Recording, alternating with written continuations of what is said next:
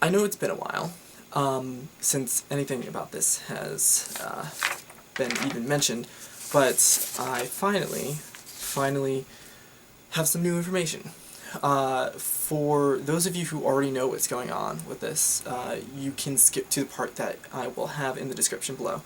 But to either introduce you to what's going on for new people, or to refresh your memory, basically what has happened is that I was working at Starbucks. I worked there for about 2 years, and at some point I decided that I was going to make a life change and start wearing these contacts, the red contacts. And I had already had my hair red for about a year and a half while I was working at Starbucks. The district manager started to take issue with the way that I looked, even though my work performance was really good. I got Partner of the Quarter the month just before I was fired, and I had good relations with both coworkers and the customers. So there was no reason that I should have been legitimately fired. Because on top of all of that, I was not against any of the dress code rules. Technically, there was nothing in the dress code about contacts at all, and the hair color was not mentioned in the list of unacceptable hair colors at the time. Now, however, all hair colors, since being fired, are acceptable, and you don't even have to, well, in Jersey, I don't know if it's different, other places, but now our district doesn't even require you to wear a hat over your hair. So that's an interesting new development. I hope that I was in part responsible for helping that come about. So because I was wrongfully fired, I applied for unemployment. It was denied after a hearing, a phone hearing that happened, in which I felt that the moderator, I don't know if they were officially a judge or not. I'd have to look it up just to make sure. But the moderator seems to take the side of Starbucks, because I don't think, this is speculation, but I believe that they were predisposed. The Starbucks lawyer said that I had neon pink hair, which I've never had. If you can see the hair color that I have now, that's about the hair color that I had at the time. It may have even been not as red, actually, because this may be camera view. It might be adjusted a little bit, but so they made these false claims. I submitted a photo of my hair to convey the actual color of it, even though I feel like that's so ridiculous. And after the phone hearing, which I believe did not go very well, because they were very impatient, and I felt a little bit bullied by, they decided that they were going to deny my unemployment claim. So I appealed. They denied it again. I wrote up another appeal, not just stating the same things, but really going into detail about how I was as civil as possible. I did not go against any of the dress code policy rules. So we went back and forth a few times. It was denied, and I wrote up new arguments. The second or third time, unemployment decided to, I believe that was actually the Board of Review, is the official title, decided to throw out this term of me being malicious. They said, even though Starbucks had never even claimed any lesser form of maliciousness coming from being generated by me, and they just pulled that out of nowhere as some idea for why they could deny me, which is absolutely absurd. So that was not very cool, and they decided that their decision was final at that point, and if I wanted to appeal it further, I had to appeal to the Superior Court. So that's kind of where we're at right now. The last thing that I did was send off the new appeal argument and sent it off to the Superior Court. However, there weren't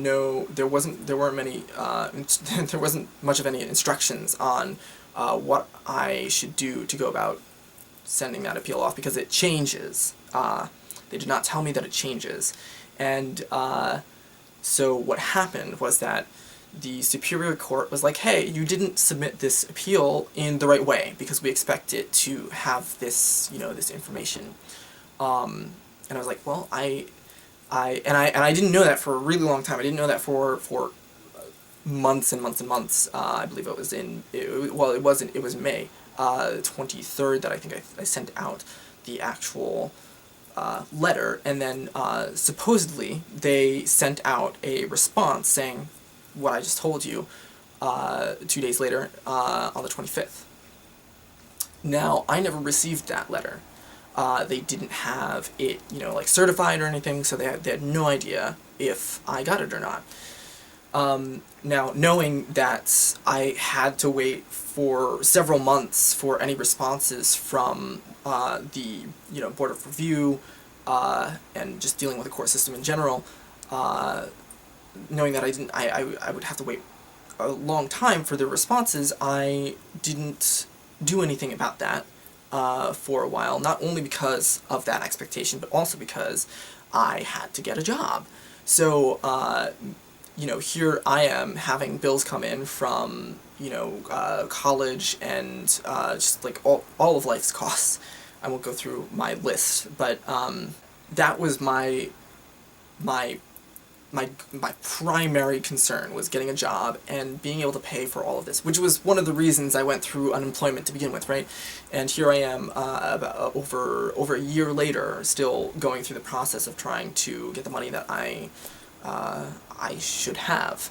So finally, I now have a job. Ta-da! I am a web developer, which is fantastic. This is such an improvement for me, and after going through a lot of work and a lot of learning and all of that, and I finally have a stable enough life so that I can be like, hey, you know what? Maybe I should bug them about getting a response, because I think this should, not take as long. So several phone calls later, I finally find out the correct place to call, and get an answer, and them telling me, yeah, we sent you a response. And I was like, oh, okay. So the response that they sent me was basically what I told you earlier about how it didn't have the right information that they needed. It needed to be submitted. This appeal needed to be submitted in a very specific way, and I didn't do that because, like I said, on the last letter that I received from the Board of Review, all I got was one paragraph telling me an address that I should send my appeal to. And I submitted it the same way that I had submitted all of my previous appeals to the Board of Review, which was not the right way for the Superior Court. So I still don't have that letter. They never sent me, resent it to me or anything. And I ask, well, what now? What's up? What's going on? So they tell me that I need to submit a motion to explain what I just explained to you to the Superior Court, so that I can continue with the original appeal. So now I have two appeals. I have an appeal for my appeal, which is sort of absurd. And I print out these forms, and of course there are several terms on these forms that I am unsure about. So I go to Trenton after a few more phone calls to pin down exactly where I'm supposed to go, because there are several locations especially if you just Google it. And I make my way there, and thankfully in person was so much better. I was able to get a lot of my answers and set a few things straight. So basically what I need to do is I need to send like 5 copies to Starbucks, and 5 copies to the Attorney General, and 3 copies for some other thing to the Attorney General, and 3 copies to the Attorney General also, and and then write up the the reason that I was like didn't respond to this letter that I never received. So it's kind of a nightmare, but I'm going to continue with this because, one, I think it's worth it, and it is, I believe, what is right. And if everything is still goes downhill for me, if it doesn't work out the way that I believe it should, at the very least, it's a very interesting learning experience, so I can get that out of all of this. So yeah, so that's kind of where we're at. Now I have to fill these things out, send them off, mail them off, or deliver them in person. And here's the wonderful big kicker, which I will absolutely use in my appeal for the appeal. The thing is that they say that this is what I was told. I was told that the motion should take maybe a month. And the actual appeal, the one that I originally sent off that I was expecting a response to, would take about 2 years. Now, if there's any argument for me not checking in about their response, it would be that one. So, I mean, hopefully I would still receive some sort of confirmation letter, you would hope, you would think, but even the confirmation letters that I've had for the Board of Review are not always so quick to come by. So, granted, not quite as long as the time period that I am experiencing for this last response now, but we'll see. We'll see what they say. Hopefully, they will hear some reason. So that is my update. I'm sure it was so interesting, but that is one of the things that I'm going through. That is pretty much everything that I have. Once I send this off and get a response, I will make a new video updating any new information that I have. Yeah. So until next time,